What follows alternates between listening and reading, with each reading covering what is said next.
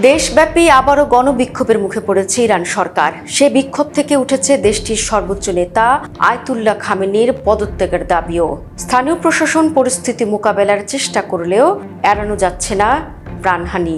প্রতিদিনই অসংখ্য লাশের খবর পাওয়া যাচ্ছে। পাশাপাশি ইসরায়েল ও যুক্তরাষ্ট্রের সঙ্গেও সম্ভাব্য সংঘাতের আশঙ্কা বাড়ছে তেহরানের। তবে সব ছাপিয়ে আলোচনায় বিক্ষোভের পেছনে কলকাঠি নাড়া রাজপুত্র রেজা পাহলভি। ইরান সরকার পতনের ডাক দেওয়া কে এই স্বঘোষিত রাজপুত্র রেজা পাহলভি? চলুন দেখে নেওয়া যাক। তিনি আর কেউ নন, ইরানের ক্ষমতাচ্যুত রাজ পরিবারের উত্তরসূরি ও স্বঘোষিত রাজপুত্র রেজা পাহলভি। ইরানের যে কোনো আন্দোলন হলেই পেছন থেকে ইন্ধন দেন রেজা পাহলভি। এবারও তাই হয়েছে। সুদূর আমেরিকায় বসে ইরানের এই আন্দোলনকে আরও তীব্র করার আহ্বান জানিয়েছেন রেজা পাহলভি। 1979 সালের ইসলামী বিপ্লবে ইরানের শাহ মোহাম্মদ রেজা পাহলভির 40 বছরের শাসনের পতন ঘটে। তখন তার বড় ছেলে রেজা পাহলভির বয়স ছিল মাত্র 16 বছর। তেল সমৃদ্ধ হাজার বছরের পুরনো সেই সাম্রাজ্যের উত্তরাধিকারী হিসেবে তিনি ছিলেন প্রথম সারিতে। নিজের জন্মগত অধিকার হারানোর প্রায় অর্ধ শতাব্দীর পর 65 বছর বয়সে এসে পাহলভির অপেক্ষার প্রহর হয়তো শেষ হতে চলেছে। আন্তর্জাতিক গণমাধ্যমের খবর অনুযায়ী বৃহস্পতিবার রেজা পাহলভির ডাকে ইরানের বিভিন্ন শহরে কয়েক হাজার মানুষ রাস্তায় নেমে আসে। তবে দেশটির প্রবাসী ভিত্তিক গণমাধ্যম ইরান ইন্টারন্যাশনাল দাবি করেছে বিক্ষোভকারীদের সংখ্যা কয়েক লাখে পৌঁছায়। এটি শেষ লড়াই, পাহলভি ফিরবেন। গত বৃহস্পতিবার রাতে ইরান জুড়ে ছড়িয়ে পড়া বিক্ষোভের অন্যতম প্রধান স্লোগান ছিল এটি। নির্বাসিত সাবেক ক্রাউন প্রিন্স তার স্বদেশবাসীকে রাজপথে নেমে আসার আহ্বান জানানোর পর এই স্লোগান প্রতিধ্বনিত হয় এপার থেকে ওপারে। পরিস্থিতি নিয়ন্ত্রণে আনতে ওই দিনই ইরান জুড়ে ইন্টারনেট সংযোগ বন্ধ করে দেয় তেহরান সরকার।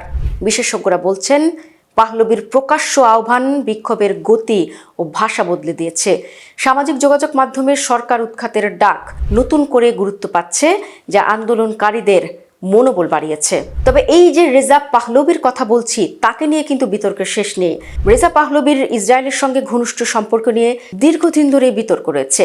সম্প্রতি তিনি ইসরায়েলের বসতি আন্দোলনের নেতা ইয়োসি দাগানের সঙ্গে বৈঠক করেছেন বলে জানিয়েছে ওয়েস্ট এশিয়া নিউজ এজেন্সি। শুধু কি তাই, ইসরায়েলি গণমাধ্যম চ্যানেল 14 সেই বৈঠকের ছবি প্রকাশ করেছে, যদিও আলোচনার বিষয়বস্তু প্রকাশ করা হয়নি। শুধু কি তাই, এর আগে 2023 সালে ইসরায়েল সফরে গিয়ে প্রধানমন্ত্রী বেনিয়ামিন নেতানিয়াহুর সঙ্গেও বৈঠক করেন পাহলভি। সেই সময় তিনি বলেন, ইসলামী প্রজাতন্ত্র ইরানি জনগণের প্রকৃত প্রতিনিধি নয়। এই বার্তা ইসরায়েলের জনগণের কাছে পৌঁছতেই তার এই সফর।